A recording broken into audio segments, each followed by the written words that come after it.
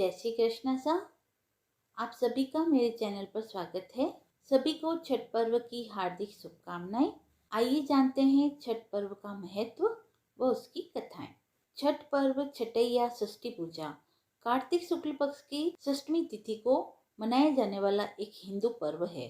सूर्य उपासना का यह अनुपम पर्व मुख्य रूप से बिहार, झारखंड, पश्चिमी बंगाल व पूर्वी उत्तर प्रदेश व नेपाल की तराई में मनाया जाता है। बिहार में यह पर्व बहुत ही धूमधाम से मनाया जाता है। यह एकमात्र ऐसा पर्व है जो वैदिक काल से मनाया जा रहा है और अब तो यह बिहार की संस्कृति बन चुका है। यह पर्व ऋग्वेद में वर्णित सूर्य पूजन तथा उषा पूजन व आर्य परंपरा के अनुसार मनाया जाता है। यह पर्व वर्ष में 2 बार मनाया जाता है, पहली बार चैत्र में व दूसरी बार कार्तिक मास में। चैत्र शुक्ल पक्ष षष्ठी पर मनाए जाने वाले पर्व को चैती छठ व कार्तिक शुक्ल पक्ष की षष्ठी को मनाए जाने वाले पर्व को कार्तिक छठ कहा जाता है।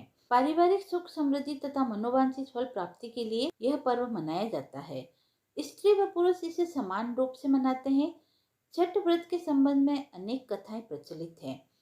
उनमें से एक कथा के अनुसार जब पांडव अपना सारा राजपाट जुए में हार गए थे, तब श्री कृष्ण के बताए जाने पर द्रौपदी ने यह छठ व्रत किया था। तब उनकी मनोकामनाएं पूर्ण हुई तथा पांडवों को उनका राजपाट वापस मिला।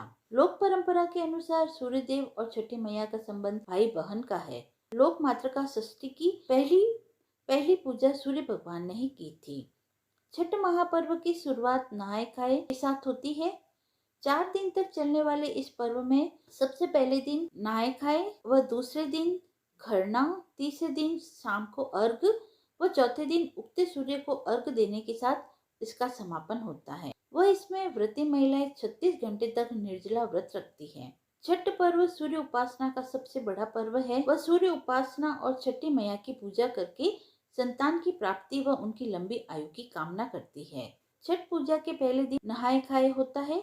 इस दिन स्नान व भोजन करने का विधान है। पंचांग के अनुसार इस बार 5 नवंबर को नहाए खाए किया जाएगा। छठ पूजा दूसरे दिन खरना पूजा होती है। इस दिन महिलाएं नए मिट्टी के चूल्हे पर खीर बनाती है। इसके बाद उसे भोग के रूप में छठी मैया को अर्पित करती है। इस दिन पूजा के बाद व्रत की शुरुआत होती है। इस बार खरना पूजा 6 नवंबर को है। इसके अगले दिन यानी तीसरे दिन निर्जला व्रत रखा जाता है और डूबते सूर्य को अर्घ दिया जाता है। इस बार 7 नवंबर को डूबते सूर्य को अर्घ दिया जाएगा। छठ पूजा के अंतिम दिन उगते सूर्य को अर्घ देने का विधान है। इसके बाद शुभ मुहूर्त में व्रत का पारण किया जाता है व इस पर्व का समापन 8 नवंबर को होगा। ग्रंथों के अनुसार भगवान ब्रह्मा की मानस पुत्री व सूर्य देव की बहन है षष्ठी मैया। इस व्रत में षष्ठी मैया का पूजन किया जाता है, इसीलिए इसे छठ व्रत के नाम से जाना जाता है। प्रकृति का छठा अंश होने के कारण इन देवी माँ का एक प्रचलित नाम षष्ठी है, जिसे छठी मैया के नाम से जानते हैं। आइए सुनते हैं छठ पूजा से संबंधित कहानी। पौराणिक ग्रंथों के अनुसार भगवान ब्रह्मा की मानस पुत्री और सूर्य देव की बहन षष्ठी मैया है। प्रकृति का छठा अंश होने के कारण इन देवी माँ का एक प्रचलित नाम षष्ठी है, जिसे छठी मैया के नाम से जाना जाता है। पुराणों के अनुसार लंका पर विजय पाने के बाद राम राज्य की स्थापना के लिए माता सीता ने कार्तिक शुक्ल षष्ठी को छठ व्रत किया और सप्तमी शाम को सूर्य उदय के वक्त उन्होंने पूजा की। सूर्यपुत्र कर्ण प्रतिदिन घंटों कमर तक पानी में खड़े होकर सूर्य भगवान को अर्घ देते थे। भारत काल में सूर्यपुत्र कर्ण ने भी छठी माता की पूजा की थी। मान्यता है कि इसी व्रत से उन्हें कई शक्तियां प्राप्त हुई थी। मार्कंडेय पुराण में इस बात का उल्लेख मिलता है कि सृष्टि के अधिष्ठात्री देवी प्रकृति देवी ने अपने आप को 6 भागों में विभाजित किया। इसके छठे अंश को सर्वश्रेष्ठ मातृ देवी के रूप में माना जाता है, जो कि ब्रह्मा जी की मानस पुत्री है। वो बच्चों की रक्षा करने वाली देवी है। शिशु के जन्म के 6 दिन बाद इन्हीं देवी की पूजा की जाती है। इनकी प्रार्थना से बच्चों को स्वास्थ्य, सफलता व दीर्घ आयु होने का आशीर्वाद मिलता है। एक कथा के अनुसार प्रियव्रत नाम का एक राजा था। उसकी पत्नी का नाम मालिनी था। दोनों को कोई संतान नहीं थी।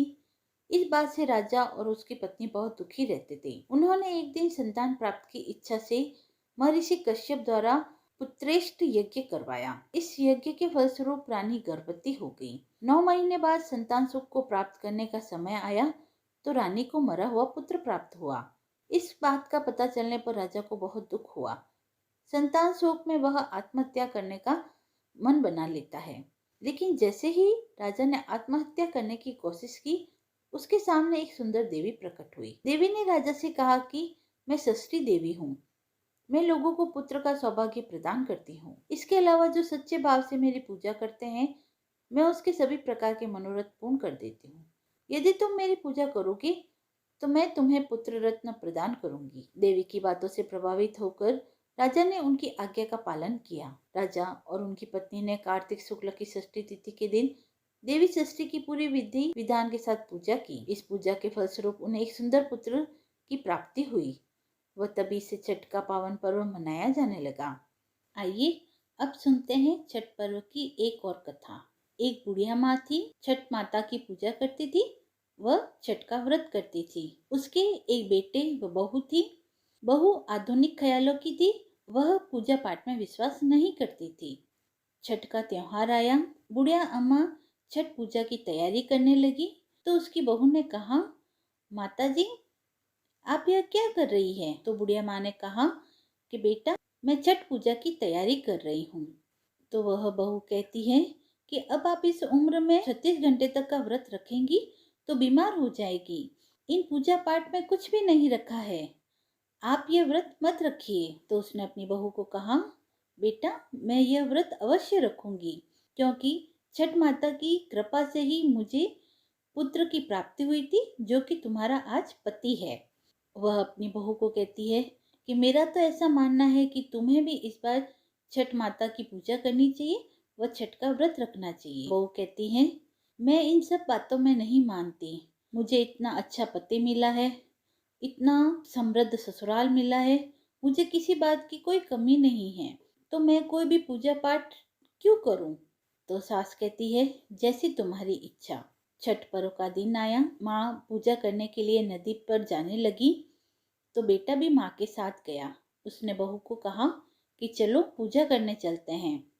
तो उसकी बहू ने मना कर दिया। फिर भी वह अपनी पत्नी को नदी तक अपने साथ लेकर चला। वहां जाते ही उसकी बहू पूजा करने के स्थान पर मेला देखने चली गई। माँ बेटे ने मिलकर नदी के किनारे पूजा की।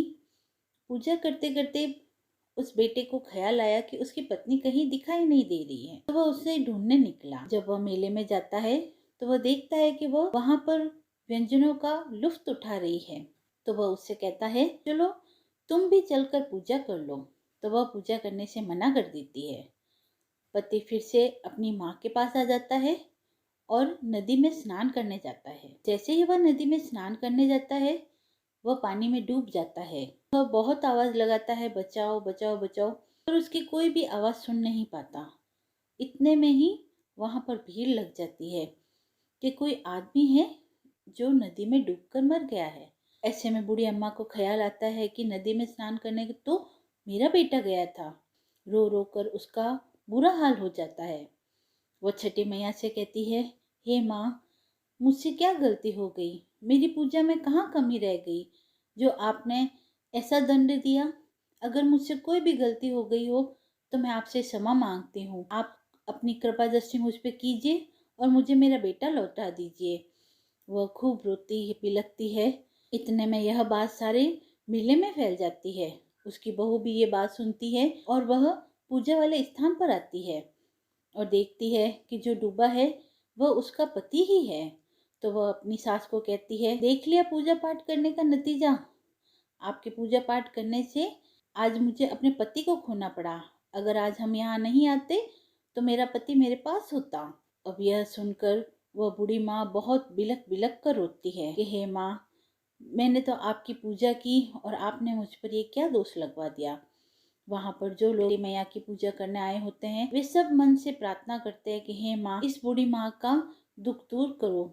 इतने में नदी की धारा के साथ उसका बेटा बहकर आ जाता है और वह जीवित हो जाता है और छठी मैया भी प्रकट होती है। छठी मैया कहती है कि मैं तेरी पूजा से बहुत प्रसन्न हूँ, पर जो तेरी बहू जो अपमान किया है इसीलिए मैंने उसके पति को डुबो दिया था, पर तेरी भक्ति और तेरी पूजा से प्रसन्न होकर मैं तुझे तेरा बेटा लौटाती हूँ। यह सब सुनकर उस बहू की आंखें खुल जाती है और वह भी अगले साल से छठ का व्रत करने का निश्चय करती है।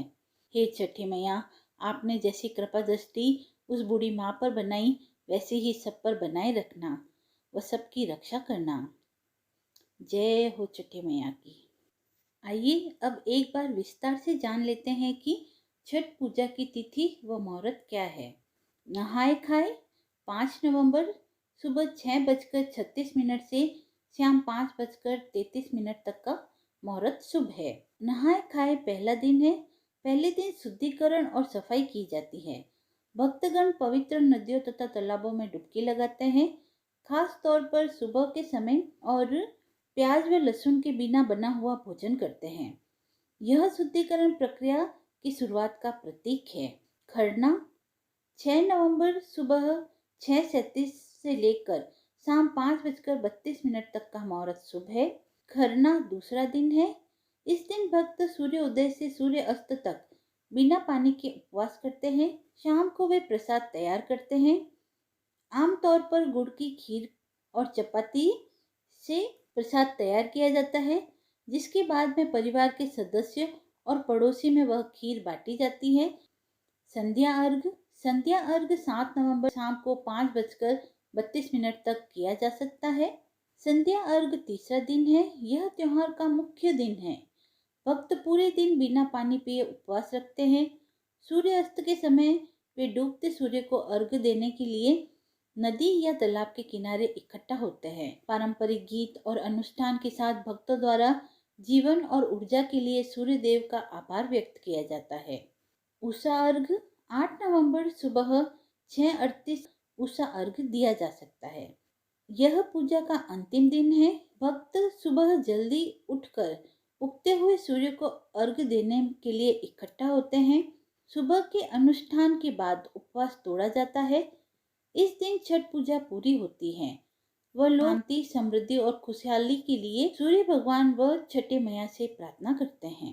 सूर्य को जीवन दाता माना गया है और छठी माता को संतान की देवी। इस पर्व के माध्यम से लोग इन देवताओं से अपने परिवार की खुशहाली और संतान की लंबी उम्र की कामना करते हैं। छठ के पर्व को प्रकृति के विभिन्न तत्वों जैसे जल, सूर्य, चंद्रमा आदि की पूजा की जाती है। वह प्रकृति का आभार प्रकट किया जाता है। यदि आपको यह वीडियो पसंद आया हो तो आप मेरे चैनल को लाइक, शेयर एंड सब्सक्राइब करें। धन्यवाद।